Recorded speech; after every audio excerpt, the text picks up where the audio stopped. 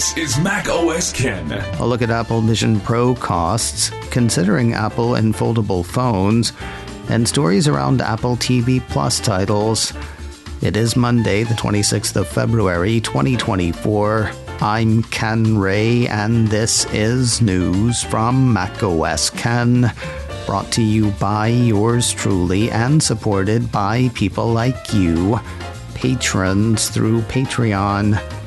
Find out more and add your support at patreon.com/MacOSKen. Wondering why Apple Vision Pro is so expensive? When you hear the bill of materials estimates from CNBC, well, you will still wonder why it's quite so expensive. Then you'll remember, it's Apple. The Vision Pro starts at $3,499 according to the site. After adding storage and accessories, the piece points out the whole package can cost as much as $4,500. So what does it cost Apple to make? The firm Omdia puts the price of parts at $1,542.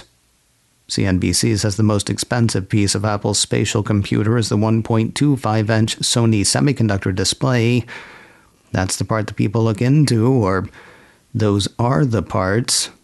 It takes two to make the thing work right. Though Sony did not confirm the price, Omdia thinks Apple is paying $228 for each display. Multiply that times 2, and that is nearly a third of the $1,500 bill of materials. Runners-up in terms of expense are the M2 chip that powers the thing, followed by the R1 chip, a custom processor made to handle video feeds and other sensors on the device. Okay, there is a lot that goes into it, but what's with a $2,000 markup? Especially when you can get a Meta Quest 3 for $500 or a Meta Quest Pro for $1,000. As the saying goes, the whole is greater than the sum of its parts. CNBC points out the bill of materials estimates don't take into account research and development costs, packaging, or shipping. They also don't take into account capital expenditures that can add upfront costs to big parts orders. The report also notes that bill of materials estimates don't include marketing or Apple's profit margin. Neither of those are likely to be small because, you'll remember, it's Apple. Is Apple staying out of foldable phones because there's no there there? Or is there no there because Apple is staying out? Personally, I've never seen the point nor the need. A couple of years ago, when various pundits started saying Apple was hopelessly behind because they didn't have a foldable iPhone, I disagreed. It feels like it just adds parts to break. Like whatever mechanisms are meant to fold and hold the pieces of the phone together, along with the actual screen. Plus, I don't get what good it would be. That said, I could be wrong, and I would be happy to be wrong about this. If somebody can give me a good use case besides it would be neat and if breakage wouldn't be an issue, bring it. For now, I sit where I've been on the question. Backed, it seems, by new numbers from TrendForce. According to the market tracker, global shipments of foldable phones reached 15.9 million units in 2023, marking a 25% year-on-year increase and accounting for approximately 1.4% of the overall smartphone market. In 2024, shipments are expected to rise to about 17.7 million units, growing by 11%, and slightly increasing the market share to 1.5%. However, this growth rate remains below market expectations, with the segment's share predicted to exceed 2% only by 2025. What is slowing growth? Two main factors, according to TrendForce. They're currently too expensive, and people who buy one aren't buying another one because they break.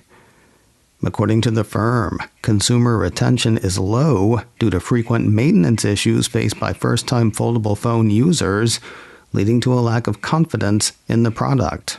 As a result, users may opt for high-end flagship smartphones when considering replacements.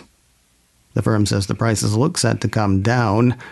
That assumes components such as ultra-thin glass and hinges see mass production following standardization.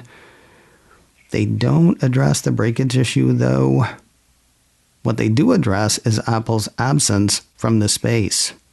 Calling the Cupertino company a notable absentee in foldable phones, TrendForce says it is widely anticipated that Apple's potential entry into the foldable phone market could significantly spur market growth. That takes us back to our opening pair of questions. Is Apple staying out of foldable phones because there's no there there? Or is there no there there because Apple's staying out? Apple's Refurbished store is fatter with recent MacBook Pros. A piece from Mac Rumors says the Cupertino company has started selling the 14-inch M3-powered Pro laptop in a number of new regions. They include Austria, Belgium, Canada, France, Germany, Ireland, Italy, the Netherlands, Spain, Switzerland, and the UK. One worries when a show loses one of its driving creative forces. Then again, the show in question is based on a series of books that started over 80 years ago, so it can probably make it. We're talking about the Apple TV Plus series, Foundation, which, not unlike the fictional organization on which it's based, has seen a few issues. I told you earlier this month that the show's cast and crew had been sent home, like from Eastern Europe to wherever they live, while folks in high offices tried to bring down the production budget. Then last week came word that all that had been solved, with the production set to start again next week. When that story hit, Deadline said that series co-developer, executive producer, and showrunner David S. Goyer, who had directed a few episodes of the series, would not be back in the director's chair as planned. Now it seems he's been pushed further back than that. A piece from The Hollywood Reporter says Goyer is stepping back from his showrunner duties on the epic sci-fi series. Sources tell THR that Goyer and executives of the show's production company, Skydance, clashed over the budget for the upcoming season. While he is reportedly out of day-to-day operations, a representative for the production says he will retain the showrunner title. It was while digging into that story that I found another about Foundation with a deeper tie to Apple. Deadline says Academy Award winner Troy Kotsur has signed on for Season 3 of Foundation. The report says Kotsur will play Preem Pulver, the leader of a planet of psychics. Kotsur took home the Best Supporting Actor Oscar a couple of years ago for his part in the Apple Originals film Coda. That film also took Best Picture. And finally today, another award for Lily Gladstone. Just weeks after her lead actress win at this year's Golden Globe Awards, The Killers of the Flower Moon star has grabbed the Screen Actors Guild Award for the same category. Apple TV Plus issued a press release over the weekend announcing her win for the part of Molly Burkhart in the Martin Scorsese-directed Apple Originals Epic. With the win, Gladstone sets a record. In the award's 30-year history, she is the first ever Indigenous performer to land a SAG award for outstanding performance by a female actor in a leading role, according to the Cupertino streamer. Now, she gets to wait anxiously for a couple more weeks. Gladstone is up for Best Actress in a Leading Role at this year's Oscars. Hers is one of 10 Academy Award nominations tied to the historical drama. Others include Best Supporting Actor for Robert De Niro, Best Editing for Thelma Schoonemaker, Best Director for Martin Scorsese, and Best Picture. The 96th Annual Academy Awards will be presented on Sunday, the 10th of March. And that will do a day of news so light and fluffy, you could safely sew it into a plush toy for a 1-year-old.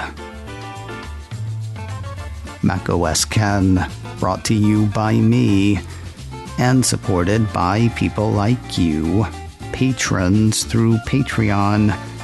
Find out more and add your support at patreon.com/macOSKen. Advertising handled by Backbeat Media.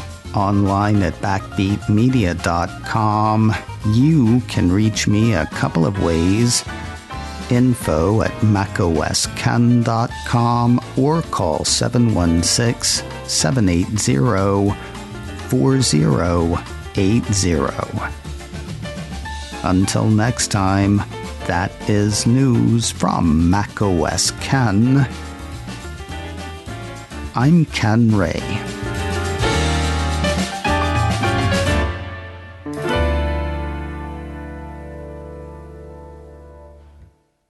Ciao.